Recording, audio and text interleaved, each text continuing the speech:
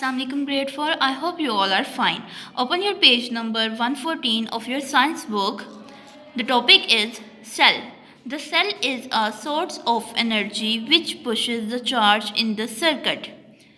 Cell एक ऐसा energy का सोर्स है जो कि सर्किट के अंदर चार्जेस को पुश करता है. You can see cell in the diagram. The next topic is switch.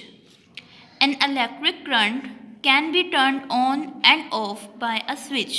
The switch forms a bridge in the path of the flow of electricity.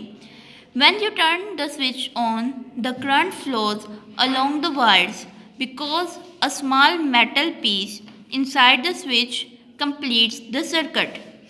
This is known as a closed circuit, as it allows the electricity to flow without interruption.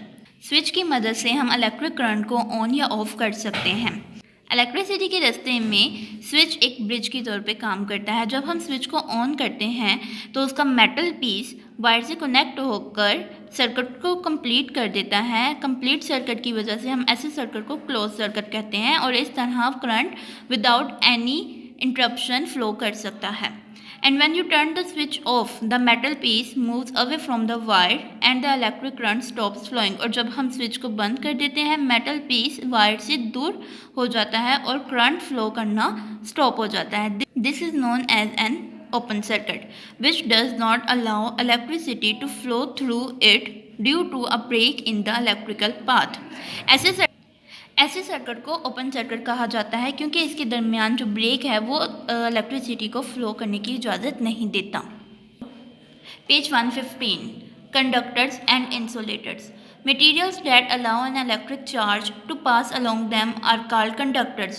ऐसे material जो कि electric charge को अपने अंदर से गुजरने की इजाज़त देते हैं उन्हें कंडक्टर्स कहा जाता है. Metals are good conductors of the electricity. The electric charge moves through the material by passing from atom to atom when pushed by an energy. Materials that do not allow an electric charge to pass along them are called insulators. Plastics, rubber and wood are insulators. और ऐसे material जो कि electric charge को अपने अंदर से पास करने की इजाज़त नहीं देते हैं उन्हें इंसुलेटर कहा जाता है. प्लास्टिक, रबर और वुड इंसुलेटर्स हैं. Electric wires are made of conductors. The handles and bodies of electrical appliances are made of insulator. Electric wire conductor होती है लेकिन उसके ऊपर जो कवर और उसके हैंडल्स इलेक्ट्रिकल अप्लायंसेज की जो बॉडीज़ हैं वो इंसुलेटेड से बनी होती हैं. Static charges in nature. Lightning.